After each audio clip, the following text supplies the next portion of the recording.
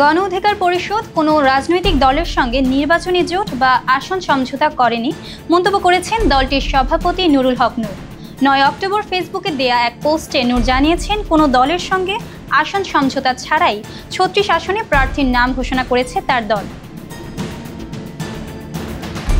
নুরুল হক নূর বলেন, গত 1 বছরে অন্তত 100 বার মিডিয়ার সামনে বিভিন্ন প্রোগ্রামে বলেছি আমাদের কারোর সাথে জোট বা আসন সমঝোতা হয়নি, তবে নির্বাচনকে সামনে রেখে কয়েকটি দলের সঙ্গে আলোচনা চলছে এমন ইঙ্গিতও দিয়েছেন তিনি, যদিও তা এখনো আনুষ্ঠানিক কোনো চুক্তিতে রূপ নেয়নি।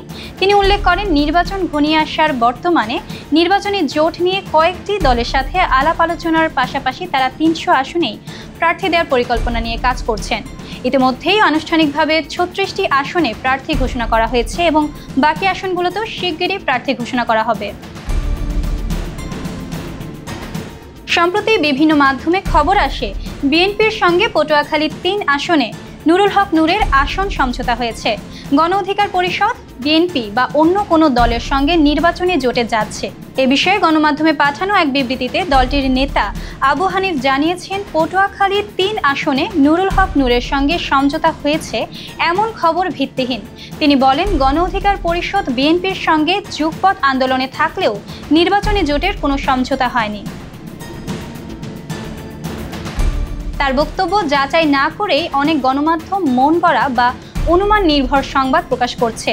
অভিযোগ করে নূর অযথা মন গড়া বা অনুমান নির্ভর সংবাদ দিয়ে বিভ্রান্তি না ছড়াতে এবং তথ্যের প্রয়োজনে দলের দায়িত্বপ্রাপ্ত 2 জনের নাম ও ফোন নাম্বার ব্যবহার করতে অনুরোধ করেন।